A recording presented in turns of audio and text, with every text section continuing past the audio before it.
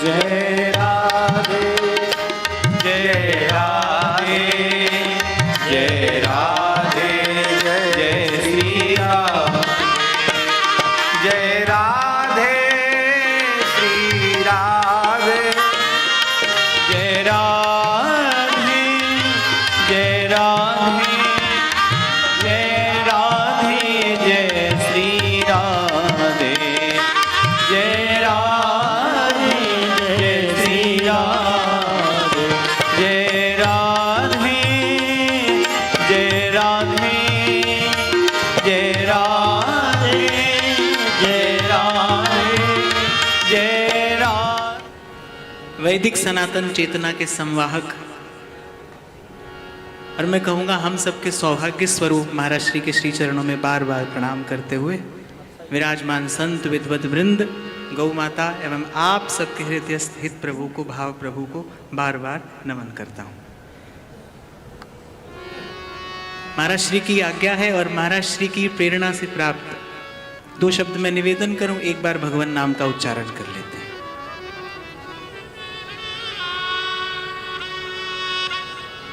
भज राधे राधे गोविंद गोविंद राधे भज राधे राधे गोविंद गोविंद राधे भज राधे राधे गोविंद गोविंद राधे भज राधे राधे गोविंद गोविंद राधे गोविंद राधे गोपाल राधे गोविंद राधे गोपाल राधे गोविंद राधे गोपाल राधे गोविंद राधे गोपाल राधे भज राधे राधे गोविंद गोविंद राधे भज राधे राधे गोविंद गोविंद राधे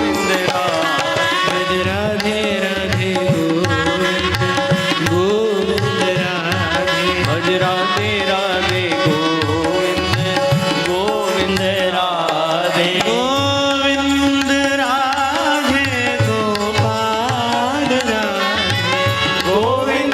राधे गोपाल राधे गोविंद राधे गोपाल राधे गोविंद राधे गोपाल राधे गोविंद राधे गोपाल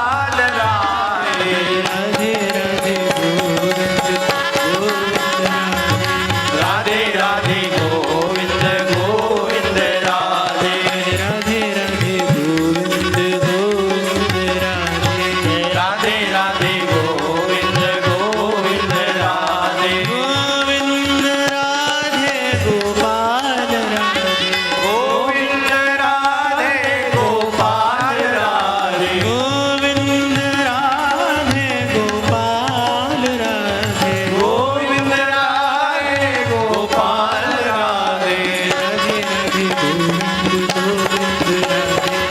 राधे गोविंद गोविंद राधे राधे राधे गोविंद गोविंद राधे राधे राधे गोविंद गोविंद राधे राधे राधे गोविंद गोविंद राधे राधे राधे गोविंद गोविंद राधे राधे राधे गोविंद गोविंद राधे राधे राधे गोविंद गोविंद राधे राधे राधे गोविंद गोविंद राधे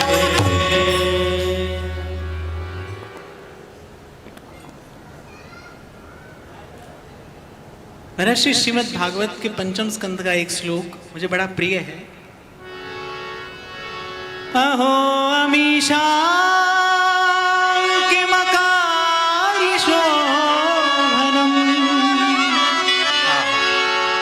प्रसन्न येषां स्विदुतः स्वयं हरिः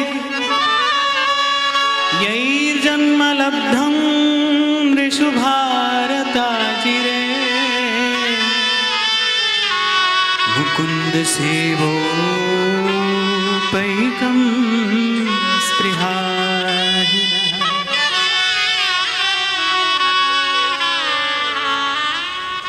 मनुष्य जन्म की बड़ी भारी महिमा तो है ही, मोक्ष द्वारम अपावृतम, पर उसमें भी मनुष्य जन्म यदि भारत भूमि पर प्राप्त हो तो उसकी विशिष्टतम महिमा है। और वो विशिष्टतम महिमा क्या है कि भारत भूमि पर जिसको मनुष्य का जन्म मिला है, अर्थात भगवान ने स्वयं की प्राप्ति के लिए ही यह अवसर प्रदान किया है। मनुष्य तो भूखंड पर कहीं भी जन्म लेता है,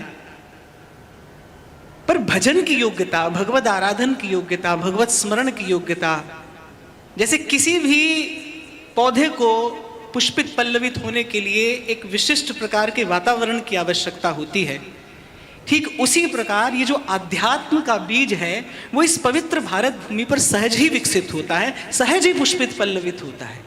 गंगा यमुना कृष्णा कावेरी के पावन जल से पवित्र सिंचित ये भूमि है। और मुझे ऐसा लगता है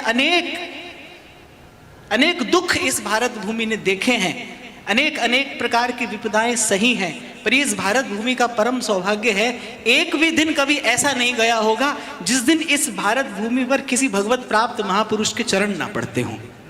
एक रज कण जो है पावन है, पवित्र है। लेकिन यहां पर विशिष्टता क्या है? अरे मुकुंद सेवोपैकम स्पृहाहीन, भगवत भजन की योग्यता है। सार की बात क्या है? जहां लगी साधन वेद बखानी, सब कर फल हरि भगति भवानी। अरे जी, श्रीमद् भागवत के आरंभ में एक श्लोक मिलता है, ऐसे लगता है कि थोड़ा ध्यान कम जाता है उस ओर। बड़ा सुंदर श्लोक है। भगवान ब्रह्म का स्मरयेन त्रिरन्वीक्ष मनीषया तदध्यवस्यत् कूटस्थो रतिरात्मन्यतो भवे। बहुत सुंदर, बहुत सुंदर, वाह। 3 बार ब्रह्मा जी ने सब उलट पलट कर निर्णय क्या दिया? सब कर फल हरि भगति सुहाई। ऐसा लगता है व्यवहार में भी कोई वयोवृद्ध व्यक्ति अगर हमसे ये कहे ना, भैया ये हमारे अनुभव की बात है, तो उसको समादर देना चाहिए, क्योंकि उसके अनुभव में कुछ सार है, सत्व है। और ये तो किसका अनुभव है? श्री ब्रह्मा जी का अनुभव है। इसी कोटि का वाक्य मानस में मिलता है। जो तीनों लोगों के गुरु हैं, तुम त्रिभुवन गुरु वेद बखाना, आन जीव पामर कहा जाना, वो भी यही बात कह रहे हैं। उमा कहूं मैं अनुभव अपना, और सत हरि भजन जगत सब सपना। और वो स्वयं जिनका आदर कर रहे हैं, राम भगति पथ परम प्रवीणा, ज्ञानी गुण ग्रह बहु कालीना, वो श्री काकभुसुंडी जी यही बात कह रहे हैं। निज अनुभव सुन कहूं खगेसा, और बिन हरि भजन न जाहि कलेसा। विचार करने की बात यहाँ ये है, स्वयं के अभाव का जब तक ज्ञान ना हो तब तक उसको दूर करने की दिशा में प्रवृत्त नहीं हुआ जा सकता। हम लोग परम सौभाग्यशाली हैं, हमको भारत भूमि पर जन्म मिला, हमको आचार्य परंपरा से प्राप्त ज्ञान एक प्रकार से उत्तराधिकार के रूप में मिला है। और उसमें भी मैं कहूँगा हम लोग तो विशेष रूप से सौभाग्यशाली हैं कि ऐसे विमल महापुरुषों की चरण सन्निधि हमको प्राप्त है। मैं यहाँ संत भगवंत दोनों की सन्निधि में बैठा हूँ, गौ माता यहाँ पर विराजमान है। मैं केवल कहने के लिए नहीं कह रहा हूँ। स उत्तम श्लोक महन्मुखच्युतो भवत पदाम्भोज सुधा कणानिलः। अरे हमको अपनी बुद्धि से कुछ न भी समझ में आए तो भी जहाँ ऐसे महापुरुष भगवत गुणानुवाद करते हैं, भगवान के पवित्र नाम का कीर्तन करते हैं, इनके श्रीअंग से स्पर्श करके हमको वायु भी लग रही है तो हमारा मन शुद्ध हो रहा है, हमारी बुद्धि स्थिर हो रही है। ऐसा दुर्लभ अवसर हमको प्राप्त हुआ।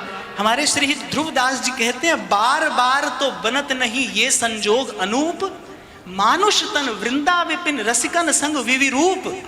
रसिकन संग विविरूप भजन सर्वोपरि आही, हित ध्रुव दे मन रंग लेहु पल पल अवगाही। जो छिन जात सुफिरत नहीं करहूं उपाय अपार, अरे सकल सयानप छाण भज दुर्लभ है यह बार। ये बात मैं केवल इसलिए निवेदन कर रहा हूं, इतना सब कुछ हमको प्राप्त है, फिर भी असत की ओर हमारी प्रवृत्ति क्यों है? क्यों बार बार मन संसार की ओर दौड़ कर जाता है? सत्संग तो हमको प्राप्त है, पर मुझे ऐसा लगता है सत्संग में जैसी निष्ठा होनी चाहिए, अन्य अन्य साधनों में हमारी बुद्धि जाती है, अन्य अन्य साधनों का हमारी दृष्टि में आदर है। मैंने पूर्व भी महाराज जी के श्री चरणों में ही निवेदन किया था, आज मैं पुनः कह रहा हूं, किसी भी साधन से, सत्संग के अतिरिक्त किसी भी साधन से अंतःकरण की शुद्धि नहीं हो सकती, और बिना अंतःकरण की शुद्धि के भगवत भजन नहीं हो सकता। ये साधना का पूर्व पक्ष है। काम कामना वासना मनते कर सब दूर। संत कहते हैं फिर राधा वल्लभ लाल भज रसिकन जीवन मूर। और ये अंतःकरण की शुद्धि भैया अपने प्रयास से तो हो नहीं सकती, यह गुण साधन ते नहीं हुई, तुमरी कृपा पाओ कोई कोई। श्री स्वामी जी महाराज रसिक अनन्य नृपति श्री स्वामी जी महाराज कह रहे हैं, हित तो कीजे कमल नयन सो, कमल नयन सो, हित तो कीजे कमल नयन सो, कमल नयन सो, जाहित आगे और हित लागे फीको, कमल नयन सो, कमल नयन सो, कहित कीजे साधु संगति सो, साधु संगति सो, जावे कल्मष जी को, कमल नयन सो, कमल नयन सो, कमल नयन सो, कमल नयन। अंतःकरण का कलमश तो भैया बिना साधु संगति के नहीं जाता। और वो साधु संगति वो हमको भगवान ने कृपा पूर्वक कितने सहज में प्रदान की है।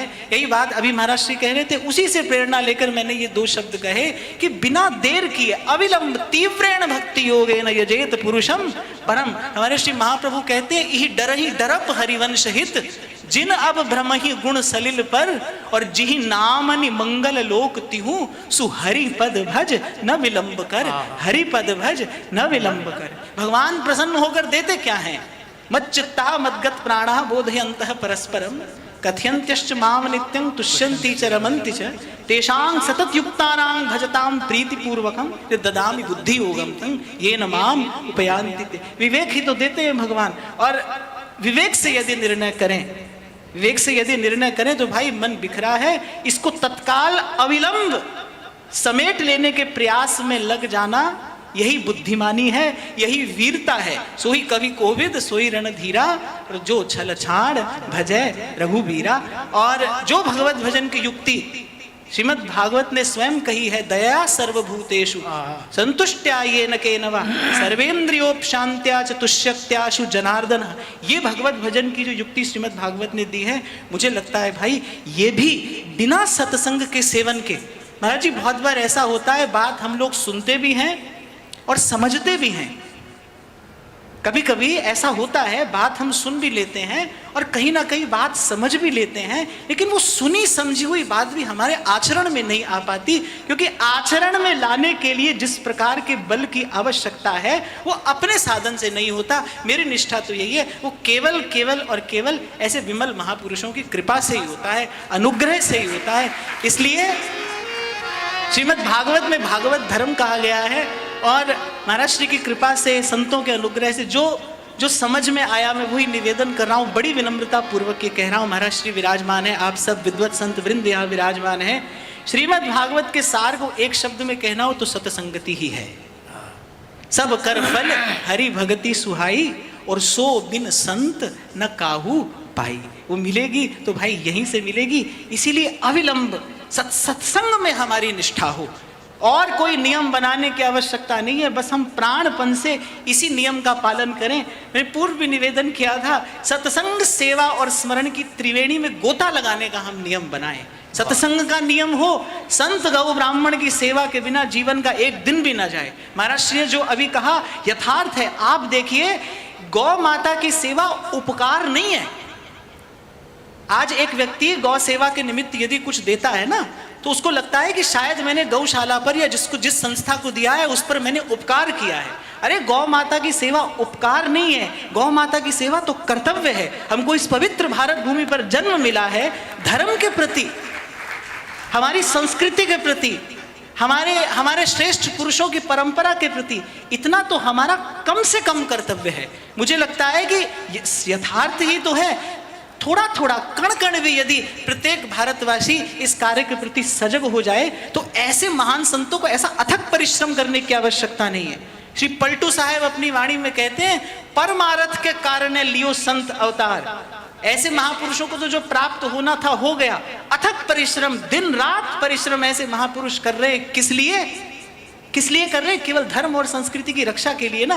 तो मुझे तो ऐसा लगता है भाई कि इन महापुरुषों की सेवा यही है, जो ये महापुरुष कह रहे हैं, जो इन महापुरुषों का विचार है, जो इन महापुरुषों की हमको आज्ञा है, उसी के पालन में हम प्राणपन से लगे, इसको अपना कर्तव्य समझ कर करें। ये किसी पर उपकार नहीं है। महाराज जी, मैंने कुछ समय पहले कहा था कि ऐसा नहीं है कि आपको किसी एक विशेष गौशाला में ही जाकर सेवा करनी है। ठीक है, आज ऐसी स्थिति हो गई कि प्रत्येक व्यक्ति गौ पालन नहीं कर सकता है, तो आपके शहर में, आपके नगर में जो भी गौशाला हो, आपको वहां कर्तव्य बुद्धि से जाकर अपनी सेवा करनी चाहिए। गौ माता की सेवा के लिए कोई हमारे द्वार पर याचना करने आए, ये भारतीय होने के नाम पर कलंक है, ये लज्जाजनक है। अगर इतनी सी बात के लिए भी कोई हमारे द्वार पर आ रहा है तो। और एक और बात मैं कहूंगा भाई, गोस्वामी जी कहते हैं, ईश्वर अंश जीव अविनाशी, चेतन अमल सहज सुख राशि।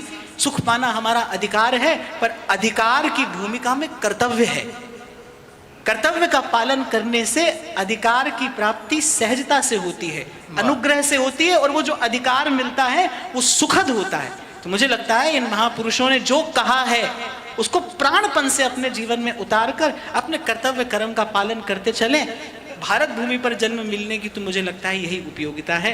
बाकी महाराज श्री के चरणों में प्रणाम करते हुए आप सबके हृदय भाव प्रभु को नमन। गोस्वामी जी कहते हैं, तुलसीदास हरि गुरु करुणा बिन बिमल विवेक न हुई, और बिन विवेक संसार घोर निधि पार न पावे कोई। आप यहाँ आते हो, मैं फिर कह रहा हूँ, हमको बात कम समझ में आए, अधिक समझ में आए, एक बात निश्चित है, जो यहाँ जैसा आता है वो वैसा जाएगा नहीं। गंगा जल में जब कोई गोता लगाता है तो गंगा जल की शीतलता का अनुभव तो सबको होता है, पवित्रता का अनुभव सबको नहीं होता है, लेकिन गंगा जी की जो शक्ति है उसको हमारे ज्ञान की कोई आवश्यकता नहीं है, वो तो अपना प्रसाद प्रदान करती ही है। हम यहाँ आए हैं, जैसे आए हैं वैसे जाएंगे नहीं, ये बात बिल्कुल निश्चित है। आप लोग ऐसा सुंदर कृपा का उत्सव नित्य मना रहे हैं, आप सबको बहुत बहुत बधाई देते हुए महाराज श्री को बहुत बहुत प्रणाम।